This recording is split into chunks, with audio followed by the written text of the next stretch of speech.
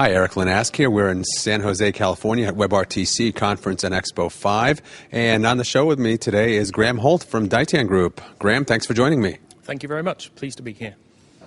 So this being the fifth of our WebRTC Conference and Expos, you know, one of the things that I've been interested, it's been very interesting to hear what people have to say is, where are we? So we started this journey, if you will, some two and a half years ago, with some expectations as far as where the industry would be, what kind of adoption we're looking at.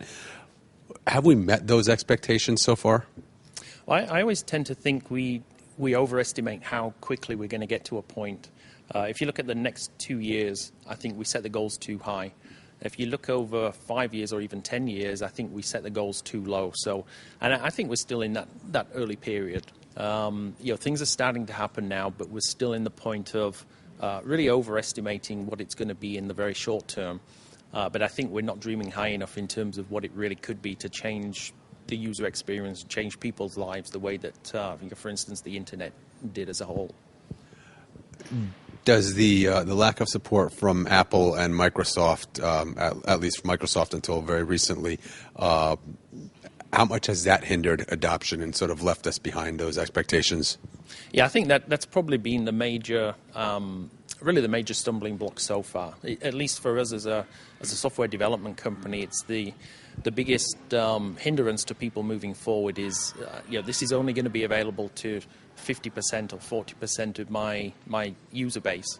And I think that's true in consumer applications where it needs to be for everybody. But where we're seeing a bit more traction is when there's an application that needs to add some audio-video type services, and they've got a more contained audience. It could either be in an enterprise where they can subscribe or prescribe the workstations, or it could be your software provider of a collaboration type solution that now wants to add audio, video, messaging, and so on.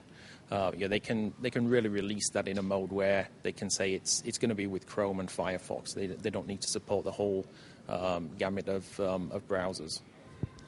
So the enterprise, and really it makes sense as the logical sort of launching point for most of these WebRTC applications that we're starting to see be released. Yeah, I think they're going to be contained within a particular application. So it could be that it's plugins for Salesforce or for some other collaboration type of software that already exists. One of the challenges in enterprise is it's become very open now to the whole bring your own device mentality. So going back 10 years when it was very locked down, every workstation was the same. That's not looking the same anymore, particularly as it comes to mobile devices. But as you mentioned, one of the benefits about the enterprise is the enterprise can identify and which browsers have to be used. Right. I think to a large extent, though, the whole bring your own device sort of breaks that a little bit. Depending on the enterprise, I mean, they'll still be controlling those endpoints to a certain point. But if you're really going to let people come and be productive and bring their own tools, it's really still got to work everywhere. That's why I think, if I give an example, for instance, the contact center is a great place for WebRTC. The place where we've been able to move forward and do some development work for our customers there is really on the agent side. So it's we've got remote agents in the field. We're currently giving them some sort of SIP endpoint, might be a Bria or some other software that they're paying licenses for. I can now build a WebRTC endpoint that runs in the browser that's integrated with my contact center application, and I can tell them to, if you want to be one of my agents, you're going to use a Windows PC with Chrome. Now, probably the more powerful part for the contact center is when you look at the consumers interacting through a website and then they want help. And that's where it's a bit more tricky because they click on that, they click on the Help Me button, and if they've got the wrong browser, then nothing's going to happen. How much of that can be overcome with existing plugins, pushing aside the fact that the ideal of WebRTC is to have that plugin-less architecture, but it can be overcome, right? Yes, so you can make it work. The problem is it could all work before WebRTC ever existed, right? So the whole benefit is that it's already there in the browser. It's in your device. You just click it, and nothing needs to install. But sure, we can develop the plugins, and obviously with the more recent movements in the standards bodies, the ORTC looks like it's you're going to bring some big benefits in that interop area. Although until there's really agreement, and not just agreement, but implementation of standard codecs. If that doesn't happen, you're still going to have somebody in the middle that's doing the heavy lifting of transcoding between the two endpoints. There are some other and traditionally popular vertical markets for the telecommunications space anyway, things like healthcare, financial, and those really look like they're going to be some popular vertical markets for WebRTC as well. Are there additional considerations that have to be taken because these are regulated, heavily regulated industries? Yeah, I think it's something we discuss pretty frequently. So, for instance, in medical, it may be easy to allow access for a patient to the physician for a video session. But are you really ready to allow records to be shared across that same link?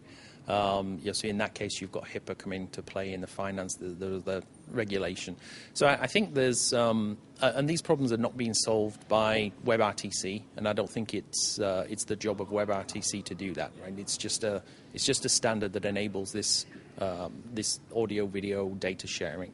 So it's going to be the vertical solution providers, or the problem could be solved by the platform as a service or infrastructure as a service providers. If they start to really look at the verticals and provide the right sort of connections, the right sort of databases, and other infrastructure they need to support those applications. One last question for you. So we started out talking about sort of the fact that we haven't reached an adoption stage that a lot of people may have predicted thus far. What about looking several years out? How far? How big can WebRTC really be? I think it's literally going to be everywhere. If you look 10 years out, I think it's going to be in every browser, every phone, every TV. I was joking earlier, it's going to be in your toaster, and we're going to get back to the monitors on the refrigerators again. The thing is, it's really going to be successful when we don't even know we're using it. Right? It's just going to be there, it's just going to be available, and it's going to enable a user experience that everybody wants. Very good. Graham, thank you so much for joining us.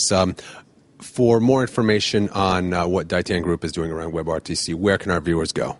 If you go to the website, so that's daitangroup.com, we have a sub-site within there that's all focused on WebRTC. So we've been sharing our WebRTC lessons learned through multiple development projects. We've got a demo there where we explain how the demo works. So anybody wanting to get started or build some infrastructure, daitangroup.com is the place to go. Great. Thanks, Graham. Thank you very much.